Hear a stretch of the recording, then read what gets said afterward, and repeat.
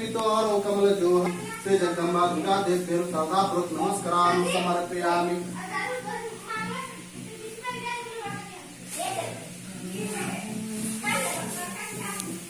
मदनारथे पुष्पं समर्पयामि। यावत् भगवन्देव तातिस्तरो भव गंगे चायमुने चैव गोदावरी सरस्वती सिंधम शोभम रक्तम सौभाग्यम सुवर्धम शुभदम कामद चैव श्रीनं प्रत्येकता विल्लं चाकुलालं च हरिद्रान्तम नाना प्रकृतं विहार सर्वेन्द्र मूर्तये सहस्रपादाक्षरो भावे सहस्रनाम्नाय भूताय सहस्रकोटियुगधार नमः।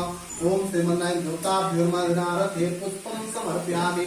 मल्यादनी सुगंधनी मल्यादिनी भयप्रभुमयातानि पुष्पाणि प्रतेयतामाकच भगवन्देव सातिस्तरो भवावत पूजनं करिष्यामि तम सन्निधो भव तुमामने गणाविन्तं भाविन्तं हेम्यं देवासनं प्रतेयतां श्रीमन्नारायण देवताभ्योर्म देवासनं समर्पयामि च मारो सर्पं कपिदस्नार्थे प्रतेयतां श्रीमन्नारायण देवताभ्यं जलं समर्पयामि। पयोदधि घृच्चैव मधुसकंचार्थे प्रत्येकतां चैव गोदावरी सरस्वती नर्मदे सिन्धु कावेरी जले यस्मिन् सीताकुलजाय चंप्रम देहार कर्ण वस्त्रमत शांति प्रत्येव श्रीमन्नारायण देवताभ्यं वस्त्रपोत्रां केयात्मन्यं जलं समर्पयामि। ओम श्रीमन्नारायण देवताभ्यं ब्रह्मा विष्णु महेशानां निर्मितं ब्रह्मसूत्रकम् ओम श्रीमन्नारायण देवताभ्यो पवित्रं समर्पयामि। अग्योपान्ते सुमुखो आत्मन्यं जलं समर्पयामि। श्रीमन्नारायण देवताभ्यो नमः। सिंधम शोभं रक्तं सौभाग्यं सुवर्धं शुभदम कामदं चैव श्रीनं प्रत्येकता विल्लं चाकुलालं च हरिद्रादिसहितं नाना परिमलं विहार परमेश्वर श्रीखण्डं शरणं दिव्यसुन्दरं वीरेपदं सुचैतन्यं प्रत्येकतां श्रीमन्नारायण देवताभ्यो मृतान मंगल प्रदान अनितात्म ओम श्रीमन्नारायण देवताभ्यो समर्पयामि।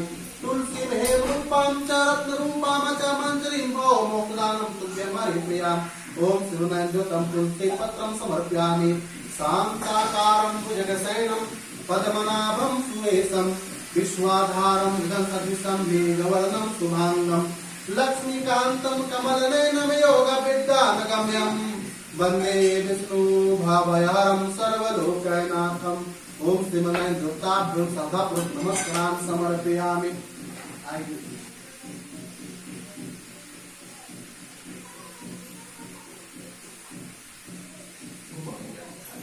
दीप ज्योति नमस्ते साजुक्तं वर्ते सत्ताम् अयोदीपं ध्यान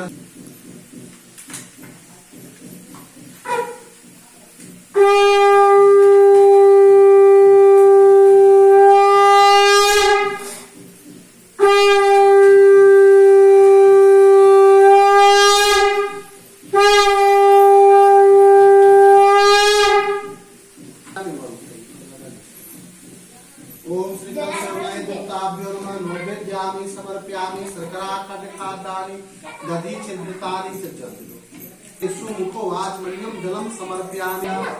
ओम श्रीमन्नारायण देवताभ्यो नमः। चार आभ्यो नमः। नोबे प्रसादी मुख्य पाठ करते हैं वो प्रसादी है। अच्छा ये घुमा के रखो। नोबे द्यामि समर्पयामि। ओम घुमा के उनके लन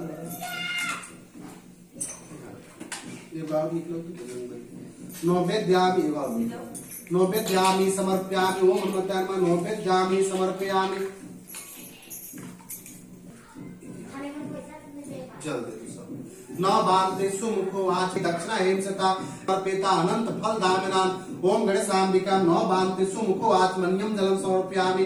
प्रसादिं तो दुभ्यं गोविंदं तो मेवा समर्पयत सुमुखा प्रसिद्ध परमेश्वर नोबेद्यामि समर्पयामि।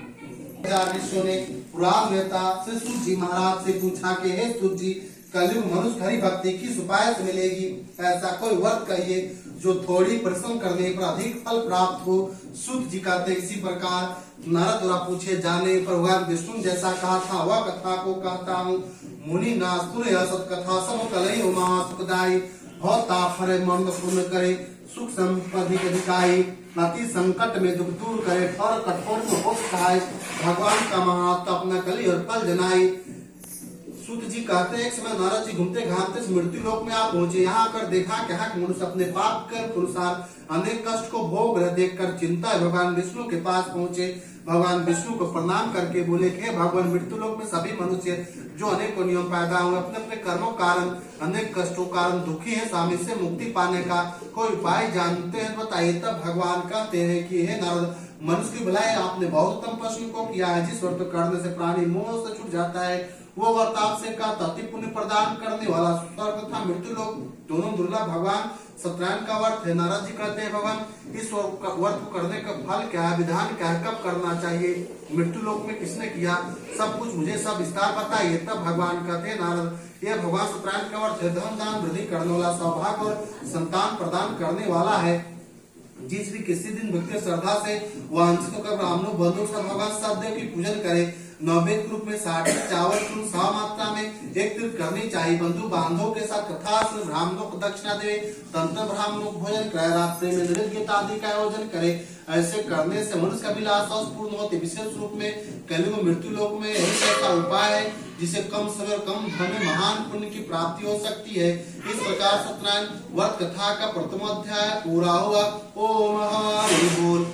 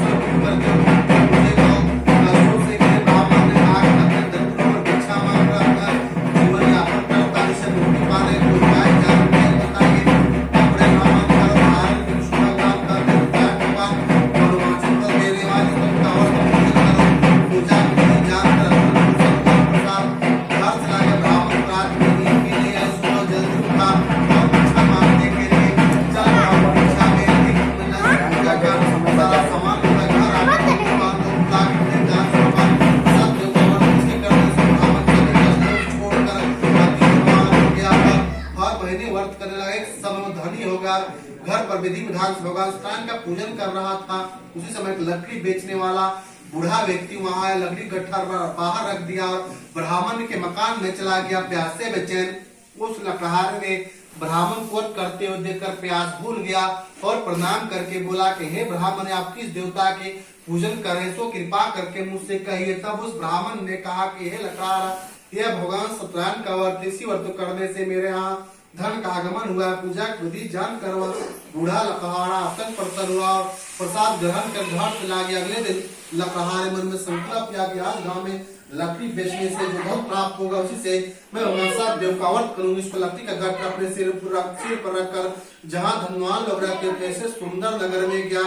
उस दिन लकड़ी का मूल्य पहले दिन से 4 गुना मिला। तब बूढ़ा लकड़हारा बहुत प्रसन्न होकर सहस्त्र करके इत्यादि लेकर घर आया और बंधु बांधव बुला कर विधि विधान भगवान सब देव का व्रत किया। इसके करने से वो बूढ़ा लकड़हारा धन धान युक्त हुआ, मरणोपरांत मोक्ष को प्राप्त किया। पूरा हुआ। ओम हरि बोल।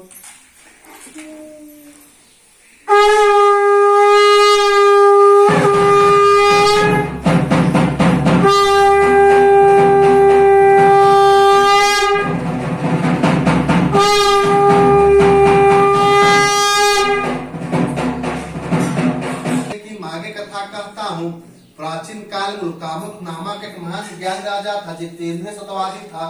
मंदिर जाता, गरीबों को धन देकर उनके दुखों को दूर करता था। उसकी पत्नी बहुत सुंदर स्वभाव वाली थी। एक दिन राजा रानी दोनों भाद्र शिला नदी के तट पर भगवान सत्यनारायण का पूजन कर रहे थे। उसी समय एक साधु नामक वणिक आया और राजा के समीप आकर बोला कि हे राजन, ये आप किस देवता के पूजन कर रहे हैं सो कृपा करके मुझसे कहिए। तब उस राजा ने कहा कि हे साधु वणिक, मैं पुत्र की प्राप्ति कामना के लिए भगवान सत्यनारायण का पूजन कर रहा हूँ। पूजा के साधु बनी प्रसन्न हुआ और प्रसाद ग्रहण करके घर चला गया।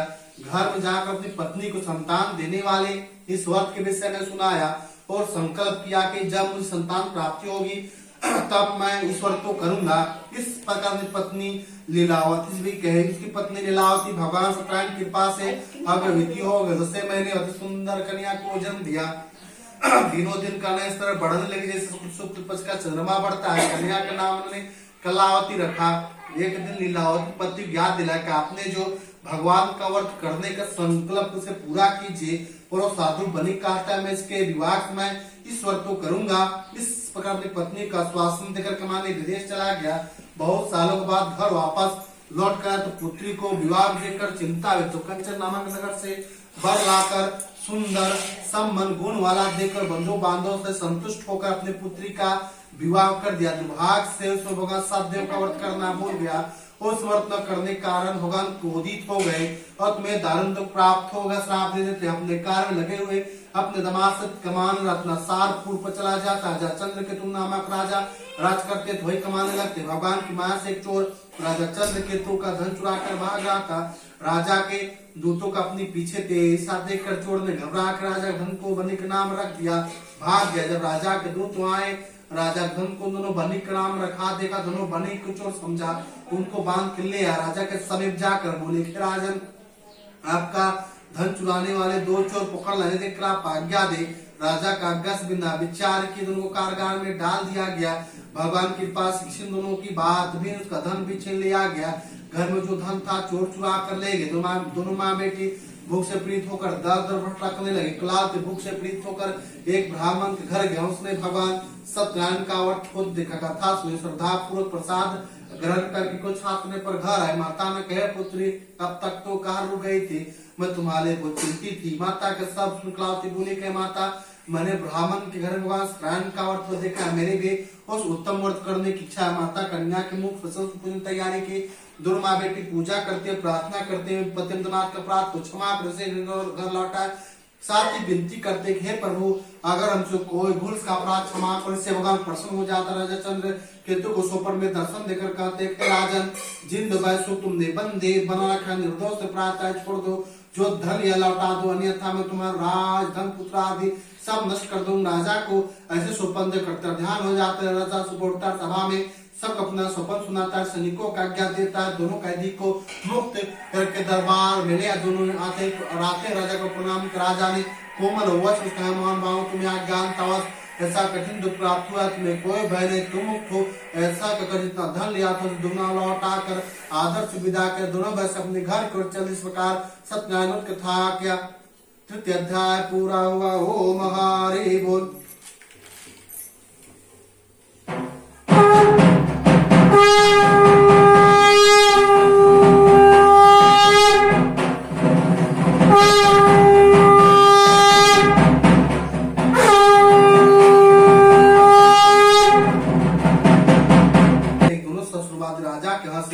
धन धान लेकर प्रस्थान करते भगवान सत्यनारायण के में जिज्ञासा होती दोनों बने की परीक्षा लिया जाए। तो वह डंडे का भेद धारण करके पूछते बने तुम्हारे नाम में क्या बड़ा है। अभी मानिक बने धन के घमंड में चूर थे।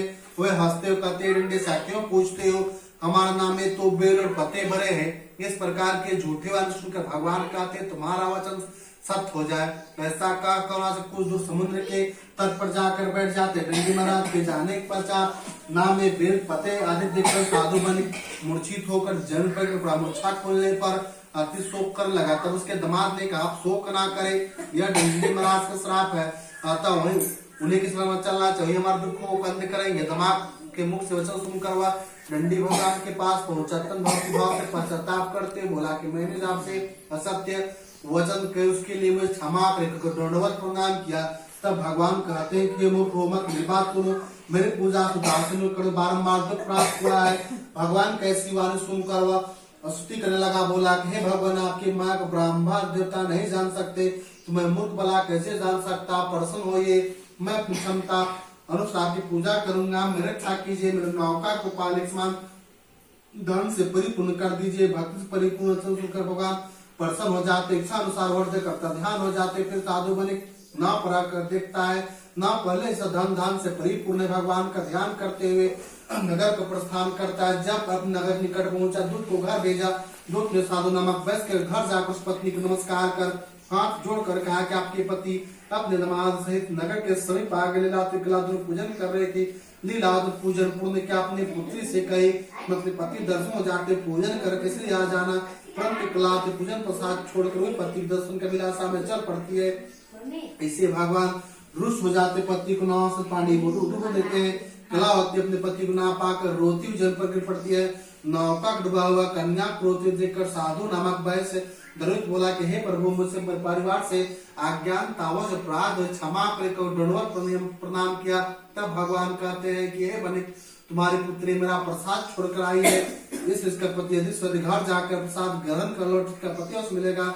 आकाशवाणी सुनकर घर पहुंचकर प्रसाद ग्रहण किया। फिर आप अपने पति को पूर्ण रूप में पाकर अति प्रसन्न उसने कहा, विलंब को कर सर्व संक्रांति परोपरा में वर्त करते वैकुंठ को प्राप्त। इस प्रकार सत्यनारायण वर्त कथा का चतुर्थ अध्याय पूरा हुआ। ओम हरि बोल।